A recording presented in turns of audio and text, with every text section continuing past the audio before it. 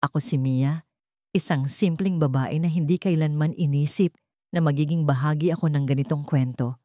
Sa simula, wala akong balak sirain ang buhay ng kahit sino. Ngunit paano kung ang puso mo ang humiling? Paano kung ang pag-ibig ay dumating sa iyo? Hindi sa tamang anyo, hindi sa tamang oras, ngunit nararamdaman mo pa rin na totoo? Nakilala ko si Adrian sa isang seminar sa Maynila. Siya ang uri ng lalaking hindi mo basta-basta mapapalampas. Matangkad, maginoo, may malumanay na boses na tila musika sa pandinig. Pero higit sa lahat, may kakaiba siyang kapangyarihan na magparamdam sa iyo na ikaw lang ang mahalaga sa mundo. Hindi ko alam, pero sa unang pagkakataon, naramdaman ko ang kilig na matagal ko nang hindi nararanasan.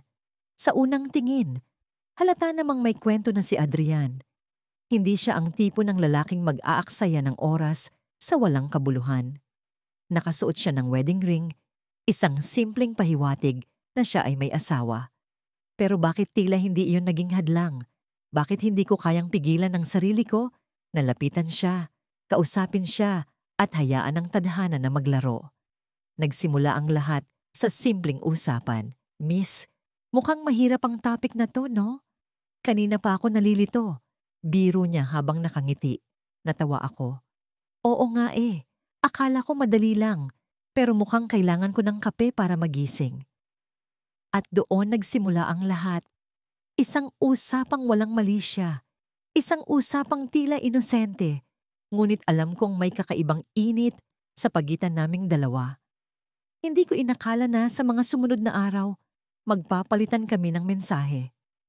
Sa simula, tungkol lang ito sa trabaho, sa seminar, sa mga kaswal na bagay. Pero unti-unti, lumalim ang usapan. Nalaman ko na ang pangalan ng asawa niya ay Camille, isang guro sa probinsya.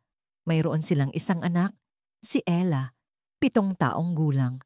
Habang sinasabi niya ito, may kakaibang sakit akong naramdaman. Hindi ko alam kung bakit. Wala akong karapatang masaktan. Pero naroon yon, isang kirot na hindi ko maipaliwanag. Tingin mo ba, Mia, ang pag-ibig ay laging tama? Tanong niya minsan sa aming pag-uusap.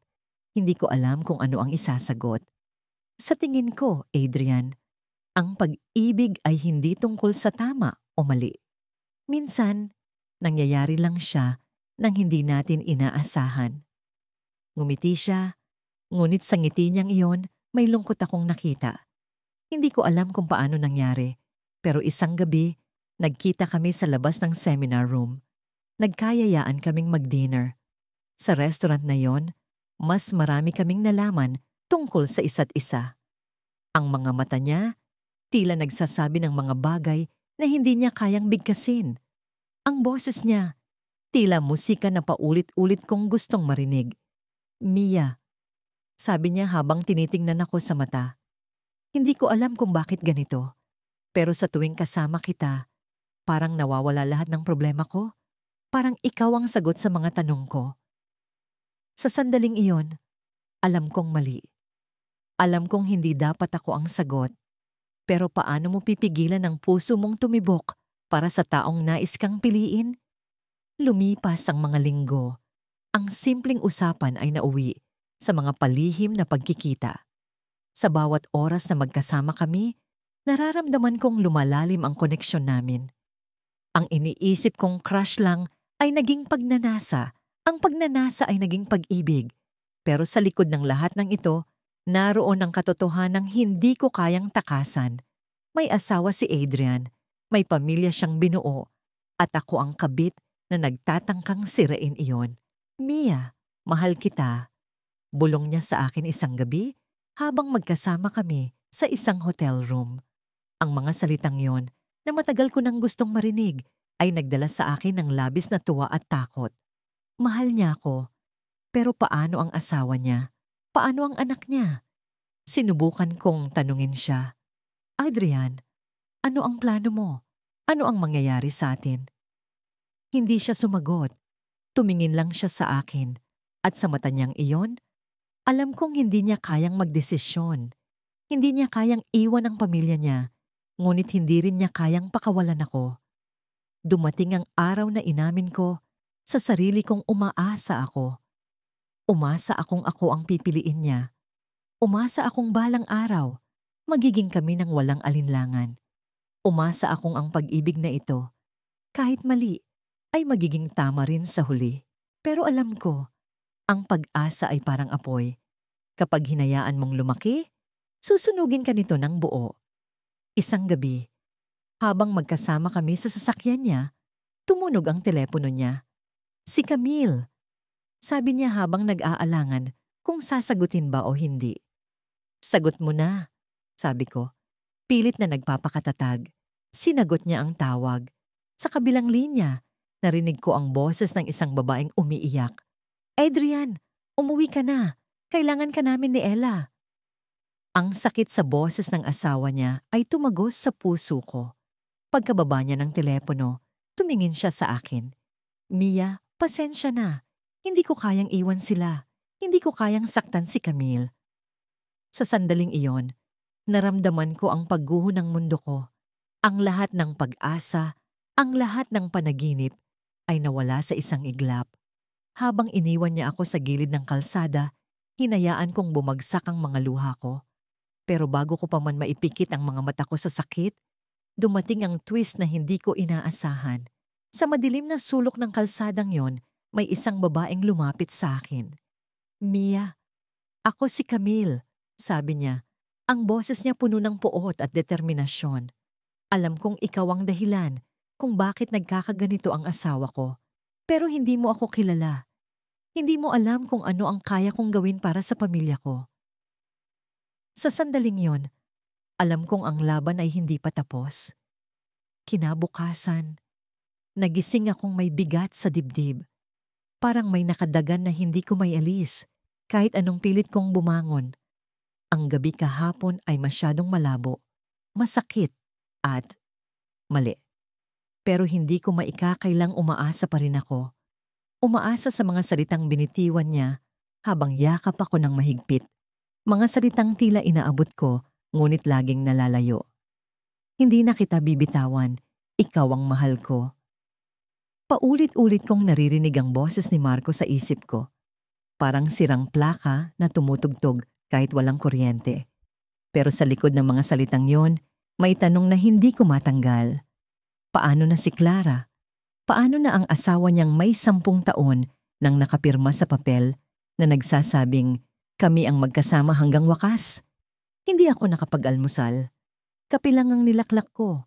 Pero kahit ang init nito ay hindi kayang tunawin ng lamig na gumapang sa katawan ko. Sinubukan kong magtrabaho, pero bawat dokumentong hawakan ko ay nagiging mukha ni Clara. Ang mga mata niya, hindi ko pa man siya nakikita ng harapan, ay parang humihingi ng paliwanag. Para bang alam na niya ang nangyayari sa likod ng bawat text ni Marco na, may overtime ako, love. Hindi ko na kaya. Bulong ko sa sarili habang nakatitig sa baso ng kape. Pero sino ba ang niloloko ko? Kayang-kaya ko dahil mahal ko si Marco. Kahit pa ang pagmamahal na yon ay parang lason na unti-unting kumakain sa kaluluwa ko. Pagkatapos ng trabaho, nagpunta ako sa usual naming tagpuan, isang maliit na coffee shop malapit sa opisina niya. Naka-reserve na ang mesa sa sulok kung saan walang makakakita sa amin. Dumating siya. Mukhang pagod pero nagliwanag ang mukha nang makita ako. Parang wala siyang ibang iniisip kundi ako. Sorry na tagalan ako. Traffic, sabi niya habang hinahalikan ng noo ko. Para bang wala akong kasalanan. Para bang wala kaming kasalanan. Nginitian ko siya. Tumitig siya sa akin ng matagal at sa mga mata niya, naramdaman ko ang pagmamahal. Pero hindi ko alam kung pagmamahal ba talaga iyon o awa. O baka nagkukunwari lang siya na mahal niya ako para hindi na ako magtanong. Marco, simulan ko, pero pinutol niya ako. Hindi na kita bibitawan, okay? Magtiwala ka lang sa akin. Malapit na tayong maging masaya. Huminga ako ng malalim. Gusto ko siyang paniwalaan. Gusto kong umasa.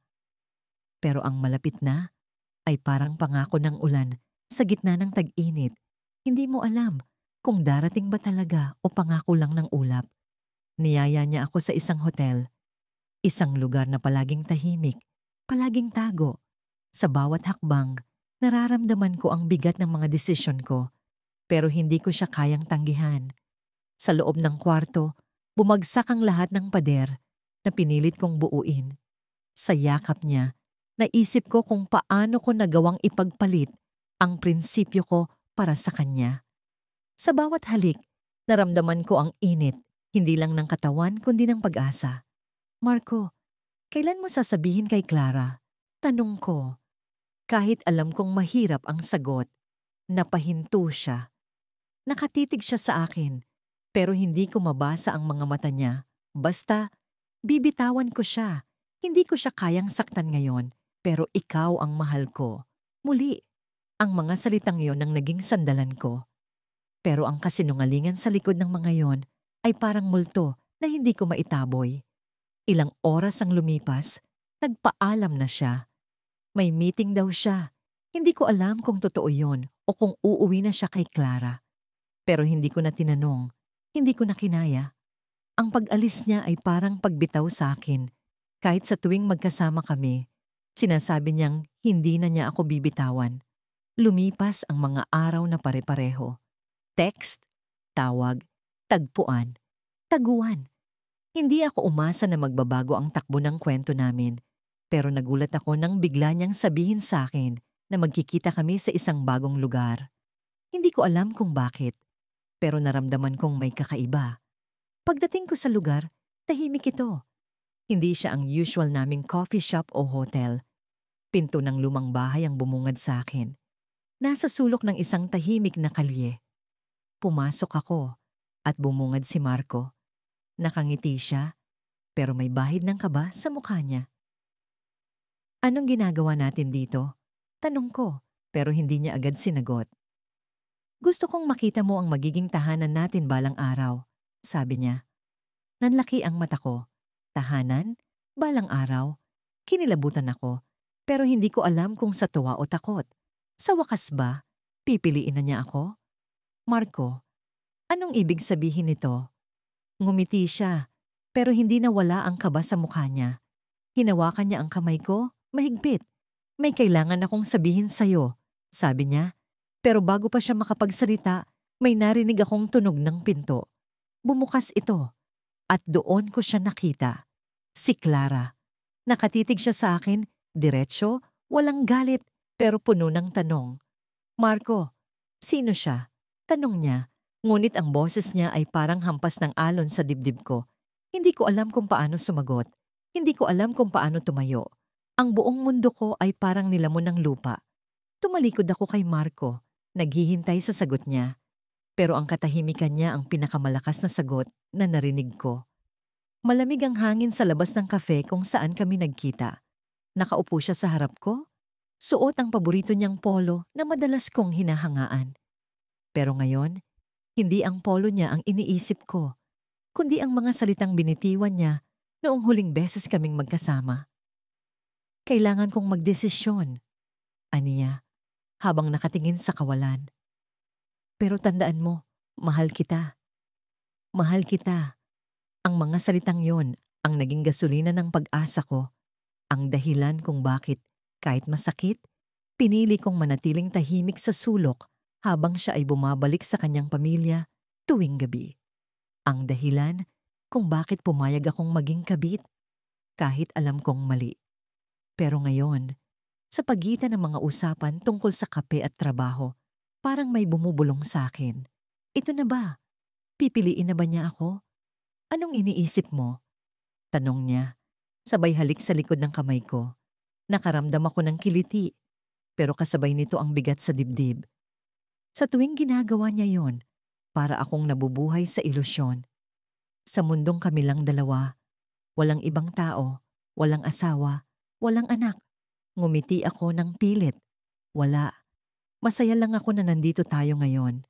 Tumango siya at ngumiti rin, pero hindi ko maikakaila ang bahagyang lungkot sa kanyang mga mata. Alam ko ang iniisip niya, ang iniisip ko rin. Ilang araw na lang ang hinihintay namin para sa desisyon niya. Hindi ko alam kung paano ko haharapin ang sagot, pero umaasa ako. Iyon ang masakit, ang umasa. May plano ka na ba? Tanong ko. Hindi dahil gusto ko siyang pilitin, kundi dahil gusto kong marinig ang sagot na inaasam ko. Gusto kong marinig na ako ang pipiliin niya, na sa wakas, magiging kami ng walang pag-aalinlangan. Inabot niya ang tasa ng kape at uminom bago sumagot.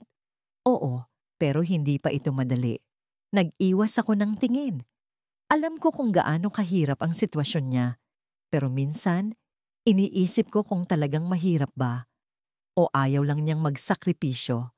Sa tuwing naaalala ko ang asawa niya, ang anak nilang babae na madalas niyang ikwento, ang sakit ay parang espada na bumabaon sa puso ko. Pero hindi ko siya kayang iwan. Ako ang nagdesisyon na mahalin siya, kahit alam kong may masama itong kapalit. Nang matapos ang gabi, sinamahan niya ako pauwi. Pinili niyang huwag bumalik kaagad sa kanilang bahay, kahit alam kong may naghihintay sa kanya doon. Sa kotse, hinawakan niya ang kamay ko at huminga ng malalim. Alam mo bang mahal kita? Tanong niya. Tumango ako. Hindi ko alam kung bakit, pero sa tuwing sinasabi niya ito, parang may bahagi ng puso kong sumasabog sa tuwa.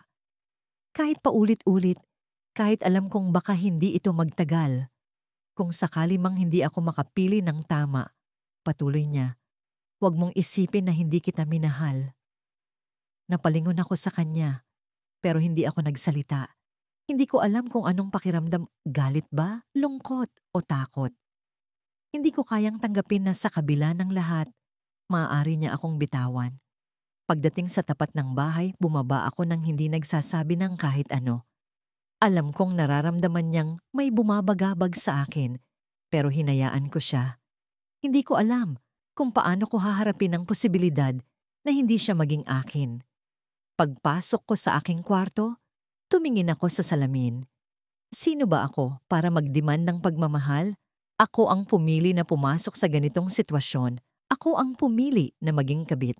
Pero sa kabila ng lahat, hindi ko mapigilan ang sarili kong mangarap. Ang mangarap na sa dulo ng lahat ng ito, ako ang pipiliin.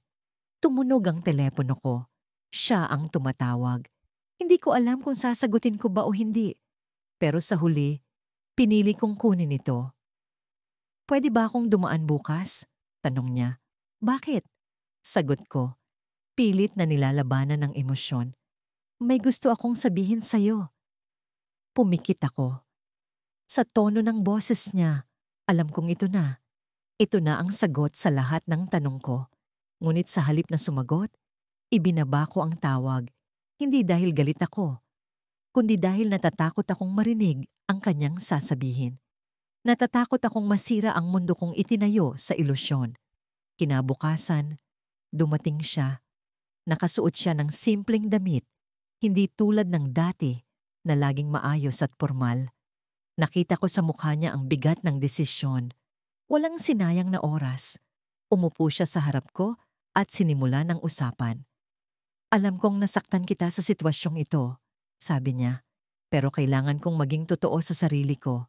Hindi ako nagsalita.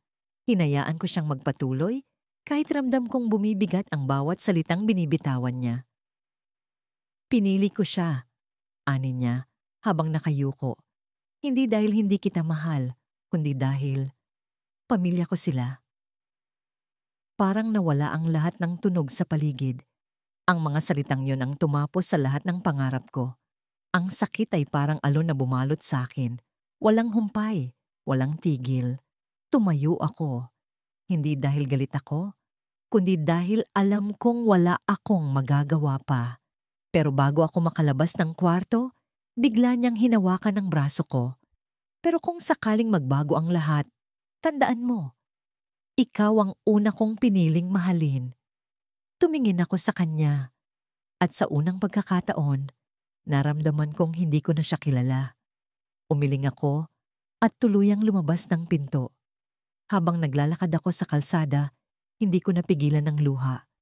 Sa kabila ng sakit, may isang bagay akong natutunan. Hindi lahat ng pagmamahal ay nagtatapos sa kaligayahan. Minsan, ang pagmamahal ay natatapos sa pagbitaw. Sa likod ng aking pag-iyak, narinig ko ang malumanay na boses ng isang bata. Napalingon ako at nakita ko ang anak niya. Hawak ang kamay ng kanyang asawa. Masaya silang naglalakad. Sa sandaling iyon, naisip ko, hindi ako ang pipiliin. Kailanman. Lumipas ang mga araw na puno ng pagtatampo, pag-aasam at pag-iisip. Ang mga yakap niya sa akin ay tila may bigat na hindi ko maintindihan. Hindi na tulad ng dati, hindi na puno ng init o pananabik. Parang may agwat sa pagitan namin kahit magkalapit ang aming mga katawan. Sa bawat pagtingin ko sa kanya, lagi kong hinahanap ang dating ningning sa kanyang mga mata. Ang dating sigla na parabang ako lang ang mundo niya. Ngunit ngayon, tila may anino ng pag-aalinlangan, ng pagod, ng pagsisisi. Babe, mahal mo pa ba ako? Tanong ko isang gabi habang nakahiga kami sa kama. Nakatingin siya sa kisame, ang mga mata niya malalim at tila may hinahanap. Hindi siya kaagad sumagot. Naramdaman ko ang kaba sa dibdib ko. Ang bigat sa lalamunan na parang sasabog anumang segundo. Bakit mo tinatanong yan? Sagot niya sa wakas. Malamig ang tono, parang pilit na iniiwasan ang sagot. Gusto ko lang malaman, parang ang layo mo na sa akin. Tumagilid siya, tumingin sa akin. Hinaplos niya ang pisngi ko, pero ang haplos na yon ay hindi sapat para patahanin ang bagyong bumabagabag sa puso ko. Mahal kita, sabi niya, pero parang may kulang. Parang may hangin sa pagitan ng kanyang mga salita. Hindi ko alam kung bakit. Pero nang gabing iyon, nagdesisyon akong sundan siya. Hindi pa niya alam na alam kong may iba pa akong kakumpetensya. Oo, alam kong may asawa siya. Pero ang hindi niya alam ay alam ko rin ang tungkol sa isa pang babae na tila mas malapit sa puso niya kaysa sa akin. Hindi ko alam kung paano ko natuklasan, pero ang mga text, ang mga tawag, ang mga palihim ng ngiti, habang may hawak siyang telepono, lahat ng yon ay sapat para magduda. Kinabukasan, sinundan ko siya. Pinasok ko ang mundo ng kawalang katiyakan at takot. Pero alam ko, kailangan kong malaman ang totoo. Hindi ko na kayang mabuhay sa mga tanong. Nagkunwari akong pupunta sa opisina, pero sa halip, nagmaneho ako papunta sa hotel na madalas niyang puntahan. Alam kong doon siya lagi. Ang lugar na yon ang sagot sa marami kong tanong. Nakaupo ako sa loob ng kotse, nagmamasid mula sa malayo. At doon ko siya nakita. Kasama ang isa pang babae. Hindi ko siya asawa, hindi rin ako. Siya ang pangatlo. Hindi ko alam kung sino siya. Pero sa mga kilos nila, sa lambing ng kanilang mga galaw, sa paraan ng paghawak niya sa kamay ng babae, alam kong hindi lang basta kaibigan. Gusto kong bumaba, gusto kong magsisigaw, gusto kong ipakita sa kanya na narito ako, na nakita ko ang lahat. Pero naisip ko, ano ang silbi? Ano ang magbabago? Sasabihin ba niyang ako ang mahal niya? Iiwan ba niya ang mga babae sa buhay niya para sa akin? Tila hindi. Bumalik ako sa kotse. Nanginginig ang mga kamay ko habang hawak ang manibela. Hindi ko alam kung saan ako pupunta, kung ano ang gagawin ko. Ang tanging sigurado ako, durog ang puso ko, durog ang mga pangarap ko, durog ang pag-asa ko. Pag-uwi ko, naroon siya. Nakaupo sa sofa, may hawak na beer. Tila wala siyang alam sa ginawa ko. Tila wala siyang alam na nakita ko ang mga lihim niya. Umupo ako sa tabi niya, sinubukang magpakatatag. Babe, sabi ko, pilit na pinapanatili ang boses kong normal. Mahal mo ba talaga ako? Tumawa siya, malambing pero may halong pagkapilitan. Ano ba? Kanina mo pa yan tinatanong. Hinila niya ako papalapit, parang wala siyang kasalanan. Oo, mahal kita, huwag kang magduda. Ngumiti ako, pero ang nangiti ko ay puno ng sakit. Hindi na ako nagtanong pa. Alam ko na ang sagot, at ang sagot ay hindi kailanman magiging ako. Pagkalipas ng ilang linggo, nagdesisyon na ako. Hindi ko na kaya ang ganitong sitwasyon. Hindi ko na kaya ang magmukhang tanga, ang magpanggap na masaya, habang alam kong hindi naman talaga ako ang mahal niya. Sa gabing iyon, habang nakahiga siya sa tabi ko, hinaplos ko ang buhok niya. Tiningnan ko siya. Ang lalaking minahal ko ng sobra-sobra. Ang lalaking hinayaan kong sirain ang puso ko. Babe, bulong ko, masaya ka ba sa akin? Hindi siya sumagot agad. Tila nag-iisip, tila nag-aalinlangan. At sa mga sandaling iyon, alam ko na ang sagot, kahit hindi pa siya nagsasalita. Masaya ako, sagot niya. Pero ramdam ko ang kasinungalingan sa bawat salita. Umiling ako, ngumiti. Pero ang ngiti kong iyon ay puno ng lungkot. Mahal kita, pero alam kong may kulang. Alam kong hindi ako ang mahal mo ng buo. Tumayo ako. Kinuha ang bag ko. Nagulat siya, tumingin sa akin. Saan ka pupunta? Tanong niya. Puno ng takot ang boses. Ngumiti ulit ako. Pero sa pagkakataong ito, ang ngiti ko ay puno ng desisyon. Hindi ko na kaya. Hindi na kita kayang hintayin piliin ako. Naiwan siyang nakatulala, hindi makapagsalita. Lumabas ako ng pinto. Ang bawat hakbang ko ay mabigat, pero puno ng lakas. Sa wakas, pinili ko ang sarili ko. Ngunit bago pa ako tuluyang makaalis, narinig ko ang isang boses mula sa likod. Mahal kita, pero hindi kita kayang iwanan. Napahinto ako, napalingon. Ang mga mata niya ay puno ng pagmamakaawa, pero mas malinaw kaysa kailanman ang katotohanan. Ako ang kabit na umasa, pero hindi kailanman ako ang pipiliin. At sa huling pagkakataon, tumalikod ako. Iniwan ang lahat. Ang sakit, ang pagmamahal, ang pag-asa. Nagising ako ng may masakit na pakiramdam sa dibdib. Hindi ko alam kung dahil ba sa hangover o sa bigat ng iniwan niyang salita kagabi. Ang mga salitang tumatak sa isip ko, tulad ng tinik na hindi ko maalis, hindi kita kayang piliin. Paulit-ulit itong bumabalik sa akin, parang sirang plaka, habang nakatingin ako sa kisame ng kwarto. Sa bawat segundo ng katahimikan, naririnig ko ang malalalim kong paghinga. Nasa tabi ko ang cellphone, tahimik, walang mensahe mula sa kanya. Sinubukan kong bumangon, pero parang mabigat ang katawan ko. Ang isip ko'y lumilipad sa eksena kagabi. Ang mga mata niya, puno ng lungkot, pero malinaw. Hindi siya nag-atubiling sabihin ito sa akin, kahit halata kong nasasaktan din siya. Pero paano? Paano niya magawang piliin ang babaeng hindi na niya mahal? Paano niya ako maiiwan sa ganitong kalagayan? Lumabas ako ng kwarto para uminom ng tubig, pero kahit ang paglakad ay parang mabigat. Ang bawat hakbang ko'y may dalang tanong, ano ba ang kulang sa akin? Hindi ba sapat ang pagmamahal ko? Hindi ba sapat ang mga sakripisyong ginawa ko para sa kanya? Hindi ba sapat ang pag-aalay ko ng sarili ko, kahit alam kong ako ang taong nasa gilid lang? Nang dumating ako sa kusina, nakita ko ang tasa ng kape na naiwan ko kahapon. May bahid pa ito ng lipstick ko, patunay ng mga sandaling kinailangan kong magpanggap bilang masaya. Kahit ang puso ko'y unti-unting dinudurog. Dati, ang simpleng tasa ng kape ay simbolo ng mga lihim naming sandali. Ang mga tawanan, ang mga stolen moments. Pero ngayon, parang isa na lang itong paalala na wala talagang tiyak na patutunguhan ng relasyon namin. Isa itong paalala na ako ang taong pinili niya lang pansamantala. Kinuha ko ang telepono at tinignan ang social media niya. Alam kong mali, pero parang droga ito. Isang addiction na hindi ko matanggal sa sistema ko. Ang litrato nilang mag-asawa, ang unang bumungad sa feed ko. Magkasama sila, nakangiti, habang yakap ang kanilang anak. Happy family, ang caption. Ang sakit, parang sinaksak ako ng paulit-ulit. Paano niya magawang ngumiti ng ganito? Paano niya magawang magpanggap na masaya?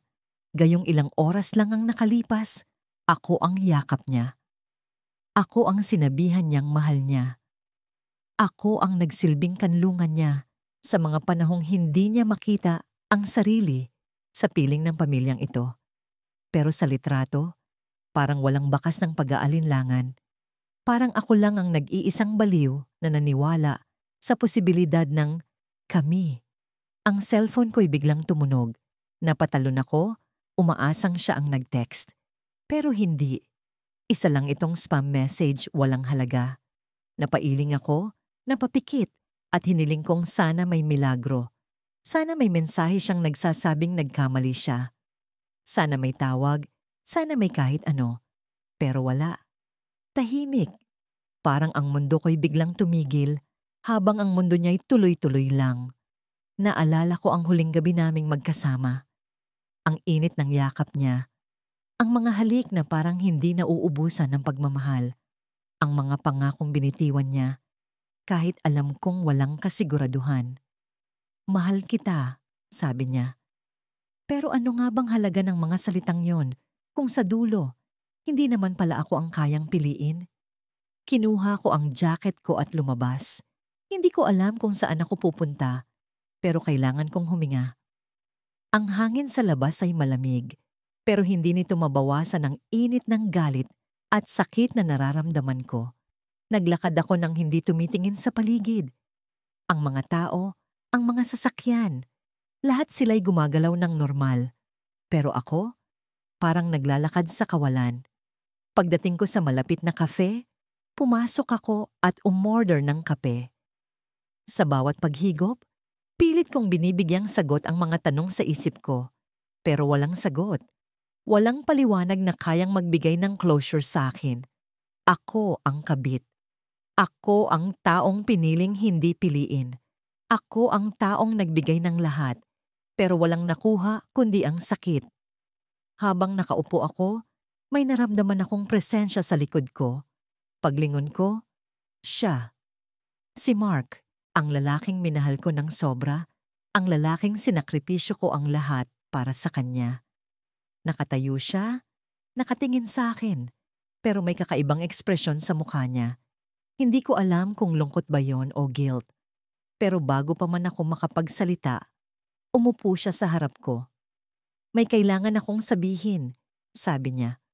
Ang tono ng boses niya ay seryoso, pero may halong kaba. Tumitig ako sa kanya. Pilit iniintindi ang ibig niyang sabihin. Alam kong nasaktan kita, dugtong niya. Pero may isang bagay kang dapat malaman. Nanlaki ang mga mata ko. Hindi ko alam kung takot ba o excitement ang nararamdaman ko. Pero bago pa man siya makapagsalita, biglang tumunog ang cellphone niya. Tumingin siya at nakita kong pangalan ng asawa niya ang nasa screen. Tumayo siya agad. Nagpaalam na saglit, pero hindi na bumalik. Iniwan niya akong nakaupo sa mesa, mag-isa, habang buo pa rin ang tanong sa isip ko. Ano ang gusto niyang sabihin? At bakit parang ang huling sagot ay kailanman hindi ko na maririnig? Ang lamig ng hangin sa balkonahe, ang tanging pumawi sa init ng aking dibdib. Hawak ko ang baso ng alak, pero ang tunog ng mga halakhak sa loob ng bahay ang mas nakakapasong bumabalot sa akin. Naroon siya. Siya na dahilan kung bakit ako nandito. Siya na dahilan kung bakit ako umasa.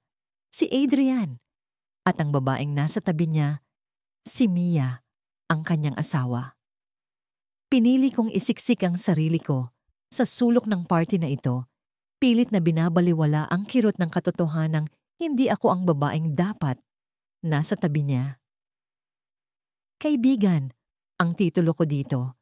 Pero alam naming dalawa kung ano ang totoo. Ako ang kabit. Ako ang babaeng pinili niyang yakapin sa dilim. Ang babaeng pinili niyang halikan sa mga motel na walang pangalan. Ngunit bakit ganito? Bakit ako pa rin ang nasa gilid habang sila ang bida sa kwento? Nagsimula ang lahat sa pangako niya. Pangako na iiwan niya si Mia. Pangako na ako ang magiging tama pagkatapos ng lahat ng mali. Pero heto ako, pinapanood silang magkapit-bisig habang ang mga kaibigan nila'y nagbubunyi sa perpektong larawan ng mag-asawa. Ang sakit, pero hindi ko magawang umalis. Ang pag-asa na baka magbago ang lahat ay tila isang lason na tuloy-tuloy kong nilulunok. Uy, bakit andito ka lang? Halika, sumama ka sa amin. Tawag ni Mia, pero ang boses niya ay parang palason na tumama sa puso ko. Napilitan akong ngumiti at tumango. Kahit ang bawat hakbang papunta sa kanila ay parang may naglalakbay na kutsilyo sa aking dibdib. Nang makita ako ni Adrian, Saglit siyang nag-iba ng ekspresyon, parang may kaba. Alam ko ang tingin na yon. Alam ko ang lihim na itinatago namin sa pagitan ng bawat sulyap. Ang ganda mo tonight! Bulong niya nang magtagpo ang mga mata namin. Ang simple niyang puri ay sapat na para muli akong maniwala. Kahit pa ang kamay niya'y mahigpit na nakahawak sa kamay ni Mia. Tila isang elektrisidad ang dumaloy mula sa mga mata niya patungo sa akin. At sa mga sandaling iyon, nagbalik ang lahat ng alaala. Ang mga gabi naming magkasama, ang init ng kanyang yakap, ang mga salitang binitiwan niya na siyang nagpaniwala sa akin na ako ang mahal niya. Pero bago pa ako tuluyang magpakalunod sa ilusyon, biglang tumayo si Mia at nagpaalam. Babalik ako. Kukuha lang ako ng dessert, sabi niya, at iniwan kami ni Adrian sa gitna ng ingay ng party. Sa wakas, pagkakataon ko na. Pinilit kong gawing casual ang tono ng boses ko, pero hindi ko mapigilan ang pag-usig. Kailan? Tanong ko. Diretsahan, maliit ang boses ngunit matalim ang mga salita. Kailan mo siya iiwan? Napatingin siya sa akin at sa unang pagkakataon, tila hindi niya alam ang isasagot. Hindi ganun kadali, mahinang tugon niya. Ang mga sagot niyang paulit-ulit kong naririnig, pero hindi kailanman nagbibigay ng kasiguraduhan. Ang galit at kirot sa loob ko'y nagsimulang kumulo. Sabi mo, ako ang mahal mo. Sabi mo, wala nang natitira sa inyong dalawa. Pilit kong idinidiin, pero ang sagot niya'y nanatiling malabo. Ikaw ang mahal ko, pero bigla siyang tumigil at sa sandaling iyon, parang may bumagsak na mundo sa akin. Ang pero na yon ang palaging hadlang sa aming dalawa. Hindi ko na kinaya. Tumayo ako, binitiwan ang baso, at tumingin sa kanya ng diretsyo. Alam mo ba kung gaano kasakit to, Adrian? Alam mo ba kung anong klaseng impyerno ang pinagdadaanan ko para lang tanggapin na lagi akong pangalawa? Laging pangalawa. Naramdaman ko ang panginginig ng boses ko, pero hindi ko ito pinigil. Tumulo ang luha ko, pero hindi ko ininda. Hindi ko na kayang magpigil. Bago pa siya makasagot, bumalik si Mia, bit-bit ang tray ng dessert. Agad akong tumalikod, pilit na pinapawi ang mga luha, pero alam kong huli na. Uy, okay ka lang ba? Tanong ni Mia habang lumalapit. Kung alam lang niya ang tunay na dahilan ng mga luhang iyon, siguro'y iba ang magiging tono ng kanyang tanong. Tumango ako. Pilit na pinipilit ang sarili kong nang ngumiti. Pero bago pa ako tuluyang makalayo, narinig ko ang boses ni Adrian, mababa, ngunit malinaw. Mia, may kailangan akong sabihin sa'yo mamaya. Napahinto ako. Ano iyon? May kaba sa dibdib ko, pero may konting pag-asa rin. Baka ito na ang inaantay ko? Baka ito na ang sandali kung saan magbabago ang lahat.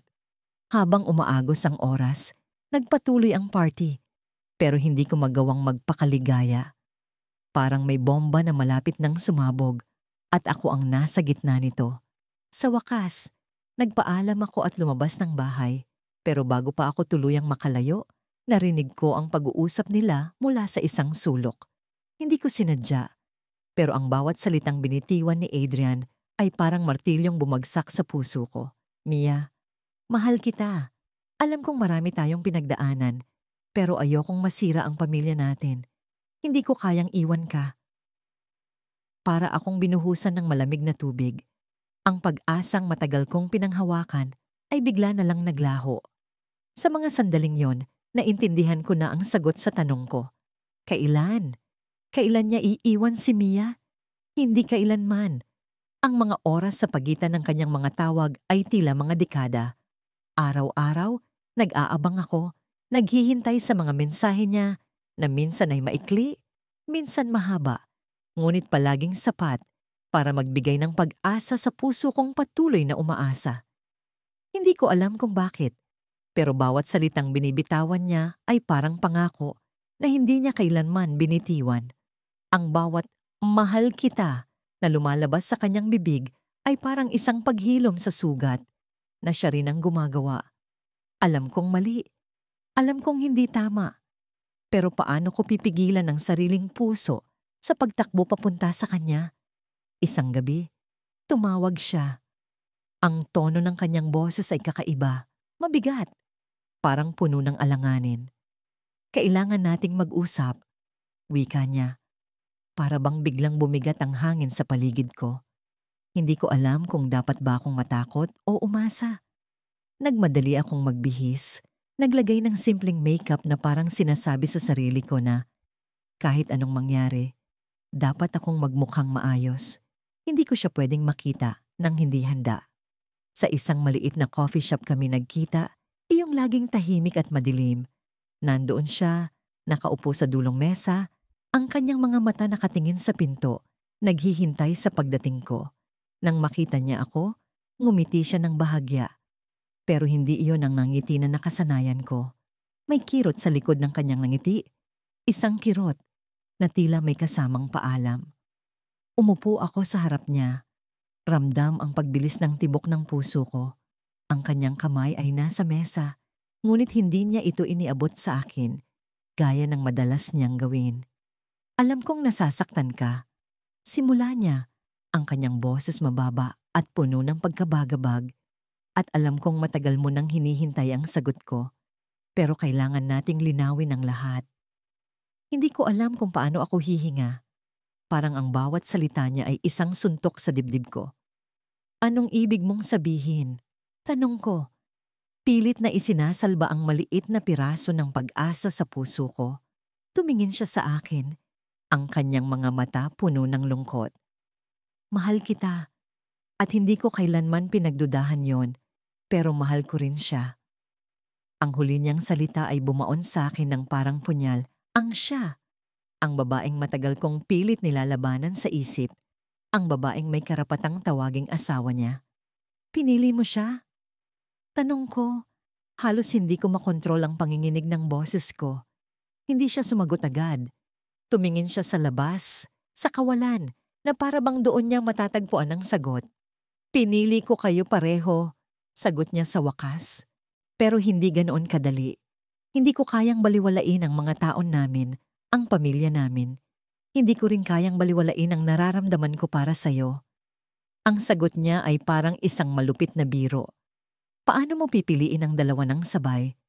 Paano mo ibibigay ang puso mo sa dalawang tao nang walang masaktan? Hindi ko alam kung paano ko siya titignan. Galit ba? Puot?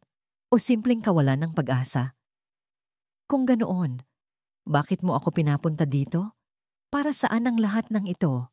Tanong ko. Ang mga mata ko punong-puno ng luha na pilit kong pinipigilan. Huminga siya ng malalim. Ang kanyang mga kamay gumalaw. Parang gusto niyang hawakan ang kamay ko, pero hindi niya ginawa. Para sabihin sa'yo na hindi ko kayang ipilit ang sarili ko. Hindi ko kayang piliin ka ng buo. Hindi ko kayang iwan siya. Ang mga salitang yon ang tuluyang bumasag sa akin. Ang pag-asa ko, ang mga pangarap ko, ang mga gabi na iniisip kong baka isang araw, siya at ako ay magiging kami. Hindi pala yon mangyayari. Hindi pala kailanman magiging akin ang pag-ibig na ibinuhos ko ng buong buo. Tumayo ako. Ramdam ang panginginig ng mga tuhod ko. Ang coffee shop na dati tila kanlungan namin ay biglang naging isang lugar na gusto kong takasan. Hindi mo kailangang magpaliwanag, sabi ko. Pilit na pinapalakas ang boses ko kahit parang pinipiga ang puso ko. Alam ko na ang sagot. Bago ko pa siya mabigyan ng pagkakataong magsalita, lumakad na ako palabas. Ang mga luha ko, bumagsak na parang ulan. Walang preno, walang tigil. Hindi ko alam kung saan ako pupunta, pero ang bawat hakbang ko palayo sa kanya ay tila isang hakbang papunta sa kawalan. Sa gitna ng paglalakad ko, biglang tumunog ang telepono ko. Tumigil ako. Kinuha ang cellphone mula sa bag at nakita ang pangalan niya sa screen. Hindi ko alam kung bakit, pero sinagot ko. Ano pa ba ang gusto mong sabihin? Tanong ko. Ang boses ko paos na sa dami ng luha. Umalis siya, sagot niya. Ang boses niya puno ng takot. Umalis siya, iniwan niya ako. Ikaw lang ang natitira. Tumigil ang mundo ko. Ang mga salitang yon ay parang isang sunog na biglang nagbigay liwanag sa madilim kong paligid. Hindi ko alam kung dapat ba akong matuwa, matakot, o magalit. Anong ibig mong sabihin? Tanong ko, ngunit bago pa siya makasagot, naputol ang linya. Tumayo ako sa gitna ng kalsada, hawak ang cellphone, ang puso ko bumibilis ang tibok. Ito ba ang pagkakataon kong makuha siya? Pero bakit parang mas masakit ito kaysa sa una niyang sinabi? Hindi ko alam kung paano ako napunta roon. Sa harap ng pintuan ng bahay nila, hawak ang isang nilamig na kape na binili ko sa daan. Ang mga paa ko ang nagdala sa akin dito, kahit pa ang utak ko'y sumisigaw na huwag. Sa bawat hakbang palapit, nararamdaman ko ang bigat ng konsensya, ang init ng luhang gustong kumawala. Pero narito ako, nakatayo, nag-aantay, nagtatangkang huminga. Ang pintuan ay bahagyang nakabukas. Maririnig mula sa loob ang malalaking halakhak ng mga bata. Hindi ko sila kailangang makita. Alam ko kung sino sila. Ang dalawang anak nila. Ang pamilya na sinira ko. Ang tahanan na ginulo ko sa paniniwalang may espasyo ako sa kwento ng buhay niya. Sa bawat tawa nila, parang may pako na itinatak sa puso ko. Masakit, pero pinili ko ito. Gusto kong umalis. Gusto kong magtakip ng mukha, magtago, magpakalayong parang wala akong ginawang mali. Pero hindi ko magawa. Nandito na ako, at higit sa lahat, naririto rin siya. Ang lalaking pinangarap kong piliin ako.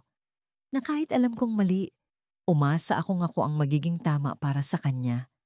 Pero ngayon, sa harap ng pintuang ito, sa harap ng buhay na hindi akin, naiintindihan ko na kung gaano ako kalayo sa pagiging tama. Narinig ko ang mga yapak niya, ang pamilyar na bigat ng hakbang na ilang beses kong pinagmasdan noon. Sa tuwing papunta siya sa akin, sa tuwing ako lang ang iniintindi niya. Pero ngayon, ang mga yapak na yon ay papalapit sa pintuan, hindi para sa akin, para sa kanila, para sa pamilyang hindi niya kailanman iniwan, kahit pa sinabi niyang hindi na siya masaya, ang pamilyang ipinangako niyang iiwan. Pero heto siya, nananatili. Bago pa man siya makalapit sa pintuan, biglang sumigaw ang isa sa mga bata. "Daddy, tulungan mo ako." Napangiti siya. Rinig ko ang kasayahan sa tinig niya. Hindi ko yun kailanman narinig sa kanya noon. Sa tuwing magkasama kami, laging may bahid ng lungkot ang kwentuhan namin. Laging may pangakong hindi natutupad. Pero ngayon, sa kanya, sa pamilyang ito, parang ibang tao siya. Hindi ko maiwasang tanungin ang sarili ko, ako ba talaga ang problema? O sadyang hindi siya kailanman para sa akin? Pilit kong kinakalma ang sarili. Hindi ako pwedeng magpakita. Hindi ako pwedeng magparamdam. Pero bago pa man ako makapagdesisyon, bumukas ang pintuan. Nagulat siya. Nagulat kami pareho. Pinakatitigan niya ako at sa sandaling iyon, nakita ko ang lahat ng tanong sa mga mata niya. Bakit ka narito? Ano ang ginagawa mo? Pero higit sa lahat, naramdaman ko ang takot. Takot na baka makita ako ng asawa niya. Takot na baka masira ang perpektong mundo na itinayo niya. Isang mundong hindi kasama ang presensya ko. Anong ginagawa mo rito? Mahina niyang tanong. Halos hindi marinig. Halos hindi ko rin masagot. Gusto kitang makita. Ang tanging nasabi ko. Simpleng sagot. Pero alam kong puno ng kahulugan. Hindi ko alam kung galit ba ang naramdaman niya o awa. Pero alam kong hindi kasayahan. Ang paraan ng pagkakatingin niya sa akin, ang bigat ng hininga niya. Alam kong hindi ito ang sagot na inaasahan niya. Hindi rin ito ang sagot na gusto niyang marinig. Hindi ka pwedeng pumunta rito. Mahinahon niyang sabi. Pero ramdam ko ang tensyon. Ramdam ko ang takot na baka may makakita sa akin. Ramdam ko ang pagkabalisa na baka mahuli kami. Na baka makita niyang hindi na ako ang babaeng minahal niya noon kung minahal nga niya ako. Pero sinabi mo na iiwan mo siya. Sinabi mo na ako ang pipiliin mo. Pigil ang boses ko, pero puno ng sakit. Naalala ko ang bawat pangako, bawat bulong sa gabi, bawat yakap na akala ko'y totoo. Pero ngayon, Sa harap ng pintuang ito, alam kong kasinungalingan ang lahat. "Wag dito. Hindi ngayon."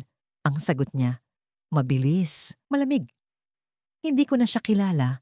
Hindi ko na siya naiintindihan. Pero bago pa man ako makapagtanong, may narinig akong boses. Boses ng asawa niya. "Sino iyan?" tanong niya.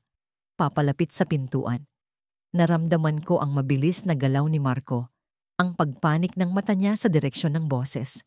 Naramdaman ko rin ang kamay niya sa braso ko. Mahigpit. Halos magbilin na tumakbo na ako. Pero hindi ako gumalaw. Hindi ko alam kung bakit. Siguro dahil gusto ko siyang harapin. Gusto kong makita kung ano ang gagawin niya. Kung paano niya ako ipagtatanggol. Kung paano niya ako pipiliin.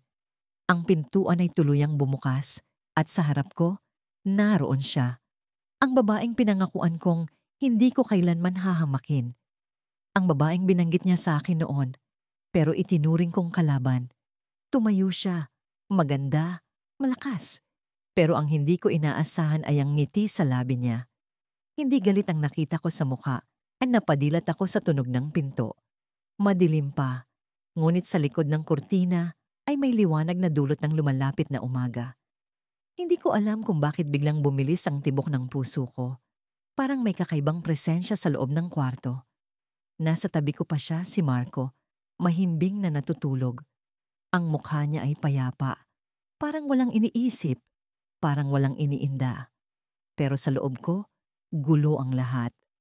Parang sinisigaw ng katahimikan ng kwarto ang mga tanong na matagal ko nang ikinukubli. Hindi ko na kayang magpanggap. Hindi ko na kayang magkunwari na masaya ako sa ganitong sitwasyon. Pinili kong mahalin ang isang lalaking may asawa. Alam kong mali.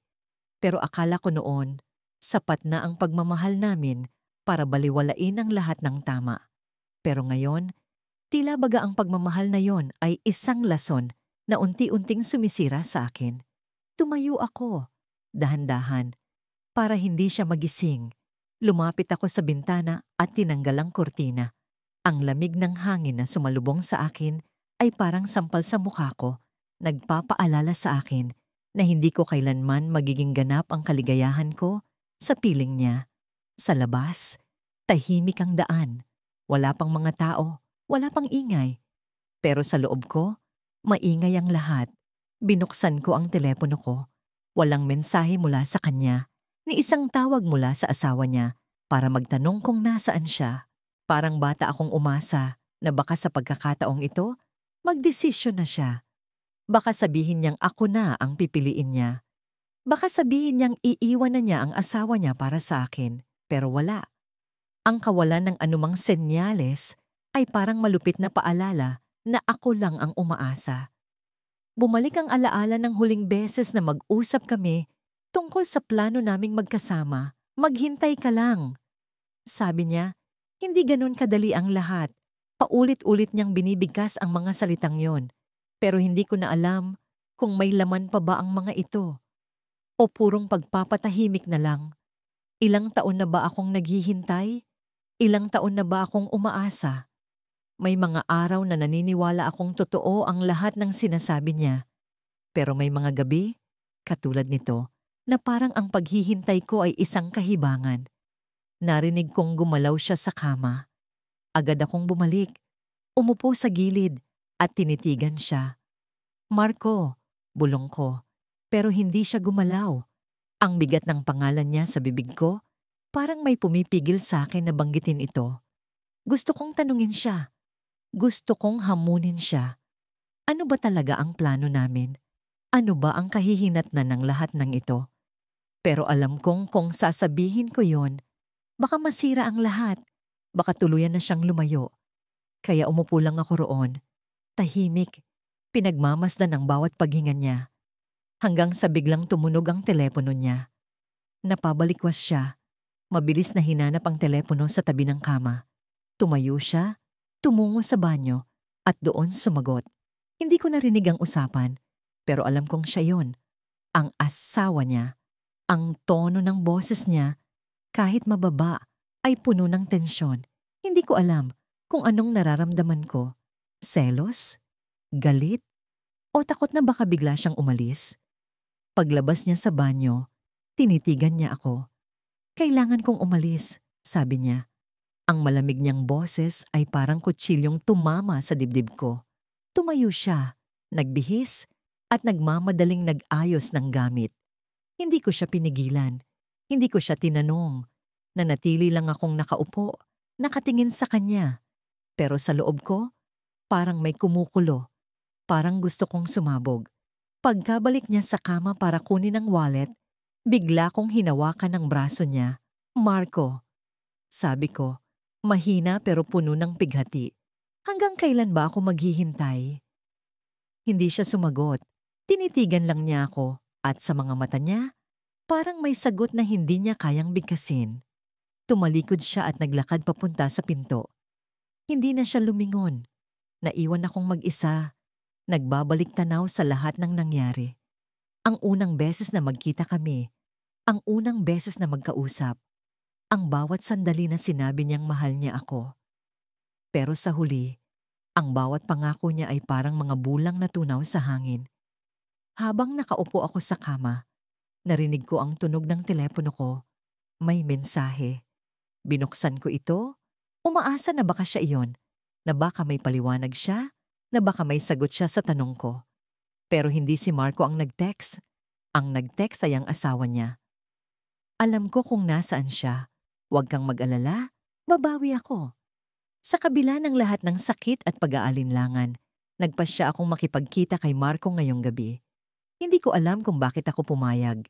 Siguro dahil sa pag-asang baka sa wakas, piliin niya ako. O baka dahil sa simpleng pangangailangan na marinig mula sa kanya ang katotohanan. Ang dahilan kung bakit ako naging bahagi ng ganitong sitwasyon. Ang ginaw ng hangin ay tila sumasalamin sa bigat ng nararamdaman ko habang hinihintay siya sa isang tahimik na kainan malapit sa opisina niya. Pagkapasok niya, ngumiti siya sa akin. Ang ngiting iyon na minsan kong pinaniwalaan ay nagdulot ng napakaraming alaala. Ang mga gabing siya ang mundo ko. Ang mga sandaling akala ko ako ang kaligayahan niya. Pero ngayong gabi, iba ang ngiti niya. Hindi ito puno ng init. May halong kaba. May bahid ng isang bagay na hindi ko maipaliwanag. Umupo siya sa harap ko, tahimik, tila nag-iipon pa ng lakas ng loob para magsalita. Salamat sa pagpunta, Bea, bungad niya. Sabay tingin sa mga kamay niyang nakapatong sa mesa. Hindi ko alam kung ano ang dapat kong maramdaman. Bawat salita niya ay parang patalim na, unti-unting humihiwa sa akin. Hindi ko siya sinagot. Hinayaan ko siyang magsimula. Alam kong hindi madali ang lahat ng ito para sa'yo. Nagtaas siya ng tingin at napansin ko ang lungkot sa kanyang mga mata. Pero gusto kong magpaliwanag kung bakit. Kung bakit tayo umabot sa ganito. Ako? Siya? Tayo? Napatawa ako sa loob-loob ko. Hindi ba't ako lang naman ang sumalo sa lahat ng kasalanan? Ako ang babaeng minahal niya sa tagiliran. Ako ang babaeng hinamak ng lipunan dahil sa desisyon kong umasa. Pero sa pagkakataong ito, gusto kong marinig ang paliwanag niya. Gusto kong malaman kung may dahilan ba talaga ang lahat ng sakit na nararamdaman ko. Sabihin mo, maikli kong tugon. Hindi ko alam kung galit o pagod ang tono ng boses ko. Siguro pareho. Huminga siya ng malalim, tumitig sa akin ng matagal bago nagsimula ulit. Hindi ko inasahan na magiging ganito ang lahat, Bea. Hindi ko inasahan na mamahalin kita ng ganito. Pero tumigil siya, tila nag-aalangan sa susunod na sasabihin. Pero ano, Marco? Tanong ko, hindi ko na napigilang itaas ang boses. Ano ang hindi mo inaasahan? Na masaktan ako? Na umasa ako? Na mahalin kita ng higit pa sa sarili ko? Parang nasaktan siya sa mga tanong ko, pero hindi siya sumagot agad. Bea, mahal kita, sabi niya sa wakas. Pero ang mga salitang yon ay parang wala ng saysay. Pero hindi mo ako kayang piliin. Putol ko. Tumayo ang balahibo ko sa ginaw. Sa bawat hakbang ko papalayo sa kondo ni Marco, ramdam ko ang bigat ng sapatos ko. Parang may nakadikit na tingga sa mga talampakan ko. Hiniling ko na sana, sa bawat hakbang, mabawasan ang sakit na nararamdaman ko. Pero hindi iyon nangyari. Sa halip, parang pumipiga ang dibdib ko ng mas mahigpit. Ang huling beses na narinig ko ang boses niya ay habang sinasabi niyang, "Mahal ko siya, hindi kita kayang piliin." Hindi ko matanggal ang tunog na yon sa utak ko. Paulit-ulit na bumabalik, parang sirang plaka. Nasa ilalim ako ng ilaw sa kalsada nang mapansin kong tumutulo na pala ang luha ko. Napangiti ako, hindi dahil masaya ako, kundi dahil sa kabaliwan.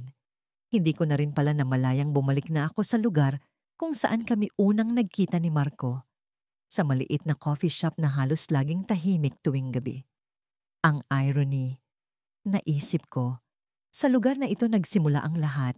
Sa lugar na ito rin siguro mabubura ang lahat. Pagpasok ko, parehong aroma ng kape at cinnamon ang sumalubong sa akin. Pero sa pagkakataong ito, wala na iyong dating init na nakapagpapakalma sa akin. Umupo ako sa parehong mesa kung saan kami unang nagpalitan ng tingin. Gusto kong magpatawa sa sarili ko, pero ang lalamunan ko ay masyadong masikip para gawin iyon. Napansin ko ang waitress na tumingin sa akin. Parang nagtataka kung bakit ako mukhang basag na basag. Hindi ko siya masisisi. Sino bang babaeng pupunta sa coffee shop ng 10:00 ng gabi na magulo ang buhok at namumugto ang mga mata? "Miss, anong order nyo?" Tanong niya, maingat at may halong pag-aalala. "Isang Amerikano lang, black." Ang sagot ko, diretso. Ayoko ng kahit anong tamis. Ayoko ng kahit anong masarap. Gusto ko ng mapait, tulad ng nararamdaman ko ngayon. Habang hinihintay ko ang kape, pinilit kong pigilin ang pagbalik ng mga alaala. Hindi ko na dapat isipin ang mga yakap niya, ang mga bulong niya sa akin na ako raw ang nagpapasaya sa kanya, na ako raw ang pahinga niya mula sa magulong mundo. Hindi ko na dapat alalahanin ang mga ngiti niya tuwing tinatawanan ko ang corny niyang mga biro. Pero paano mo pipigilan ang isang bagay na parang nakaukit na sa puso mo? Parang sinusubukan mong burahin ang isang tinta gamit ang tubig. Imposible. Dumating ang kape at sa unang lagok ko, ramdam ko ang init sa dila ko. Pero hindi iyon sapat para mabuhayan ako. Nagpatuloy ang pag-inom ko hanggang sa maramdaman kong umaapaw na ang baso ng mga alaala. Hindi ko na kaya. Tumayo ako, nagbayad, at naglakad palabas. Hindi ko alam kung saan pupunta, pero ang mga paa ko parang may sariling isip. Nakarating ako sa parke malapit sa ilog, isang lugar na madalas naming puntahan kapag gusto naming mag-usap ng malalim ni Marco. Doon sa bench na yon, sa ilalim ng puno, umupo kami minsan habang sinasabi niyang hindi na siya masaya sa asawa niya. Sabi niya, "Mahal ko siya. Pero iba ka." Pero hindi ko alam kung bakit. Pero ikaw ang nagbibigay kulay sa buhay ko. Mga salitang tumagos sa puso ko noon. Pero ngayon, parang mga lason na unti-unting sumisira sa akin. Sa gitna ng madilim na parke, narinig ko ang tunog ng mga dahon na dinadala ng hangin. Tahimik ang paligid, pero may kung anong presensya na bumabalot dito. Sa likod ko, naramdaman ko ang malamig na dampi ng hangin. Pero may isa pang bagay ang nagpatayo sa mga balahibo ko. May mga yabag na papalapit. "Celia." Tawag ng boses na alam ko ng husto. "Marco." Hindi ako tumingin. Hindi ako gumalaw. Parang ang buong katawan ko ay nagyelo. Paano siya narito? Paano niya ako natagpuan? "Celia, kailangan kitang kausapin. Hindi ito ang tamang panahon pero may kailangan kang malaman." Sa wakas, tumingin ako. Nandoon siya, nasa harap ko. Mukhang pagod at magulo ang buhok. Pero ang mga mata niya, hindi kailanman nagsinungaling. May kung anong nakabaon dito. Lungkot, takot, desperasyon. "Ano pa ba ang sasabihin mo, Marco?" Tanong ko, puno ng galit at sakit. "Sinabi mo na ang lahat kanina. Mahal mo siya. Hindi mo ako kayang piliin. Ano pa?" Hindi siya sumagot agad. Sa halip, tumingin siya sa lupa. Halos parang sinasaksak niya ang sarili niya sa kawalan.